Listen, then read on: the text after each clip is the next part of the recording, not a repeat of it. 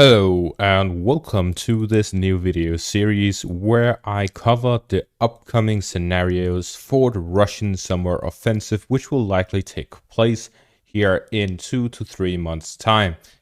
In this period of time, we'll likely see a large-scale Russian offensive, whether it'll be in the south, east, north, or the whole front line. I'll cover each scenario. In this one, we'll be covering the southern scenario, calling it Operation Poseidon's Fist. In this scenario, the Russian objective would be to capture 3 different parts of Ukraine. Each of these parts will be a separate stage, and depending on how each of these stages go, they'll go on to the next one. To start this operations, the Russians need to capture 2 villages by the front line before they can launch this operation. The first one is here in the Donetsk region, the village of Volodar, here to the south of Marinka, southwest of Donetsk. This village would be essential for this operation. The second village is the village of Krasnohorivka, here to the west of Donetsk. If the Russians capture both of these villages by the front line, the Russians would be in a position to start this operation. The operation will be centered around 3 different stages. The first stage would be the capture of the Donbas region, gaining full control of that. The second stage would be to make use of these advances and push towards the city of Dnipro. And the final stage would be to cross the Dnieper River down to the south in scenario 1, or to move in a northern direction depending on other developments. We'll get into that later. So the first stage is capturing the Donetsk region. The second one is capturing the city of Dnipro, and the third one is either to go north towards Kiev or west towards Odessa.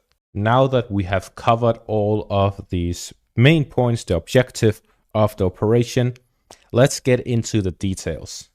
First, we have to take a look at the power balance between the 2 sides. Back in December, Putin said that the Russians have 600,000 soldiers at the front line. And back in January, Zelensky said the Ukrainians had 800,000 soldiers at the front line. However, something to note is that Zelensky likely included all of the Ukrainian soldiers from the Lviv direction here with the border to Belarus, throughout the Russian border and down to the south, while Putin only included the ones who are inside Ukraine, that means in the southern front. With this information, we can see that by the front line itself, the line of contact, it is likely even 600,000 and 600,000. Now, as to how many are being mobilized right now by each side, the Russians, according to official numbers, are getting 1,000 to 1,500 volunteers every day. On the contrary, the Ukrainians are currently not mobilizing. It is reported that the Ukrainians throughout the month of January slowed down the mobilization, and in February it practically is non-existent. This means if they have to start a new mobilization, they would have to start again. They're currently not doing it. And according to one of these officers at the front line, who has an involvement with the mobilization process and training process, it typically takes 4 months between the start of the order to mobilize to soldiers arriving at the front line. This means we can take out or disregard additional troops for the Ukrainian side from March and until the summer. No additional troops will arrive at the front line for the Ukrainians. As for the Russians, it is reported that it takes about 2 months between someone getting or applying for the Russian military to their arriving at the front line. With 1,000 to 1,500, let's take an average of just 1,000 to make it easier to calculate. 1,000 soldiers a day from December, which was when Putin said 600,000 troops at the front line, until May. That is almost 6 months. If we say that it starts in June, it is exactly 6 months. That would be about 180,000 additional troops. Now, the losses reported by each side when it comes to estimates, confirmed losses, etc., we can put the average of incapacitated troops at the front line on each side to be between 10 to 15,000 soldiers every month. This means that the Ukrainians will decrease at a rate of 10 to 15,000 troops every month, while the Russians will increase at a rate of 15 to 20,000 soldiers every month. Putting that at an average of 15,000 losses and 15,000 gains every month, that would put it at the Russians gaining 15,000 soldiers every month and the Ukrainians losing 15,000 soldiers every month, which puts it at a rate at which in summer, June 2024, the Ukrainians would have lost 90,000 soldiers and the Russians would have gained 90,000 soldiers. This would put the Russians at 700,000 soldiers at the front line and the Ukrainians at 500,000 soldiers at the front line. This difference in 200,000 soldiers between each side would allow the Russians to gain a significant local advantage. Let's say that the Russians put 100,000 soldiers here in the Zaporizhia front. We can see that there are significant fortifications. So even if the Ukrainians concentrate a significant amount of soldiers, the Russians would be able to hold their lines. While in the Donetsk region, if the Russians concentrate 500,000 soldiers, they would still be able to concentrate 100,000 in the northern parts, and yet again they have fortifications to protect their soldiers in. So they could have a significant concentration of troops in one specific part of the front line and concentrate all of that there. This would give a significant local advantage, because if the Ukrainians decide to concentrate a lot of forces in the south, the Russians could redirect their own forces to the center and concentrate them there, which would significantly outnumber the Ukrainians in the Donetsk region. If the Ukrainians concentrate in the Donetsk region, the Russians could concentrate elsewhere. Of course, the Ukrainians also have a significant amount of fortifications, so even if the Russians significantly outnumber them, they would still have a fighting chance. Now this brings us to the next topic, which is the fortifications. According to my information, the Ukrainians have been slacking off in all fortifications that isn't the Donbass region, and even in the Donbass region, multiple lines of defense are not prepared well enough. Especially here in the Avdiivka direction, we see the evidence of that with the Ukrainian counterattacks. Logically, it makes no sense for the Ukrainians to hold on to and counterattack these positions when there's hardly any fortifications. We can count the fortifications on one hand between Berdishi and Umanske, while the fortifications from Kalinove down through Ocheretine and down to the rivers and lakes here to the southwest, there are countless fortifications. So it makes no sense for them to be fighting over something and counterattacking over something that has no strategic value, while instead preparing and fortifications here in the back. Only if these fortifications aren't really prepared. This is likely the case. The Ukrainians are reported to have been slacking off in building these fortifications. They didn't expect Avdiivka to fall, and they wanted to fight over it. Instead, Avdiivka fell at a very fast pace towards the end, and this caused the Ukrainians to send additional forces to hold these lines to delay the Russians as much as possible to build these fortifications in the back. This means that the next lines of defense, all of these fortifications throughout the Donetsk region, are going to be comparatively insignificant when compared to cities like Avdiivka and the Konstantinivka-Sloviansk line. These two fortifications by the Avdiivka direction and this line here are the most well-defended areas. Following that, there are these parts by the front line in general. The first line of defense is very heavy. The subsequent lines of defense are much weaker. Therefore, it is likely that the Russians would look to break through the main line of defense with a heavy force and then try to take advantage of that. This is where the fist comes in from the operation name. What I believe is the Russian plan to capture the Donbass region is a two-pronged pincer attack. The Russians, with the capture of Vuhledar and Krasnohorivka, here to the west of Donetsk, they will look to gain advantages with these captures to start 3 different pushes. Krasnohorivka and Vuhledar are the first lines of defense. This is where they are strongest, the Ukrainians are strongest. Therefore, with the capture of these, the Russians can move on to the next line of defense, which would be significantly weaker. And this is when they would use a significant portion of their forces and a concentration of their forces gained from moving troops from other fronts to push through in these central parts. Now, by Vuhledar, there will be no significant push, but instead here to the south of Krasnohorivka. Capturing Vuhledar is significant because it would allow the Russians to secure the southern flank and prevent Ukrainian counterattacks. Now, the main push would be here after the capture of Krasnohorivka in a western direction, from Marinka and westwards towards Constantinople, here to the south of Pokrovsk. At the same time, with the capture of Avdiivka, the Russians have gone through the necessary requirements to push here to the west of Donetsk, directly towards Pokrovsk.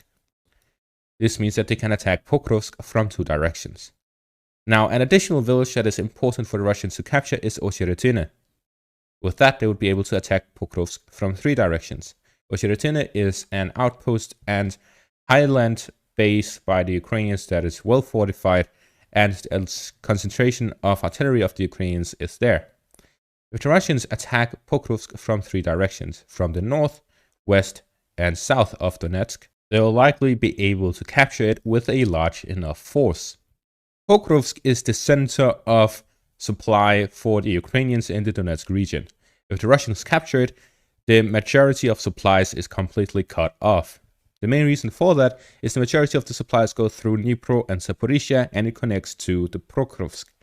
The second supply line is through Kharkiv, down south through Berinkove, and through to Sloviansk, here in the northern parts of the Donetsk region. This brings us to the second part of the Battle of Donetsk, which would be a northern push by the Russians towards capturing Liman. If the Russians capture Liman, they would have a border up to Sloviansk from the north, which would allow them to hit with artillery directly the supply line of the Ukrainians. It would leave the Donetsk region entirely operationally encircled. Now, with the capture of Pokrovsk and Liman, the Russians would then launch a final assault which would look to capture the Sloviansk-Konstantinivka line, and that would be with the front line in the north to Liman, pushing through from Bakhmut to Konstantinivka, and from the south to Konstantinivka. With the supplies cut off by Pokrovsk, the Russians would have an ability and opportunity to launch attacks towards the Konstantinivka-Sloviansk line from 3 directions. Both from the west of Donetsk towards the northern parts, from the north towards Sloviansk, and from the east and south towards Konstantinivka, attacking it from all directions. This scenario would require 2 things. That is, the first one, in the next coming 3 months, from March to June, the Russians would look to capture the villages of Vuhledar and Krasnohorivka, adding on top of that Osirotine, launching an offensive towards Pokrovsk with a significant concentrated force from Donetsk, with that as a main supply hub, and then in the northern parts moving down south to capture Liman, and finally a push from the east by Bakhmut through Chasiv Yar and to Konstantinivka, which means that the Russians will likely look to capture Chasiv Yar as well. This would mean that they would completely bypass Siversk, they would bypass New Yorsk and Turetsk, and they would bypass the majority of the Ukrainian fortifications by going straight to the supply lines and then facing off against Ukrainians' biggest defense from all directions, completely encircling it physically from the rest of Ukraine. This would cut off and capture the majority of the Ukrainian fortifications, and from there we see that the front line by Zaporizhia between the southern parts, which the Russians have a hold of, which is a massive wall, and the Dnieper River to the west, this would create 2 barriers of the Russians towards the Ukrainians. The Ukrainians would have a difficult time passing through the Dnieper River. Considering it's a river, you have to pass through the bridges, especially if these bridges are blown. And then from the southern parts, the Russian defensive lines creates another barrier.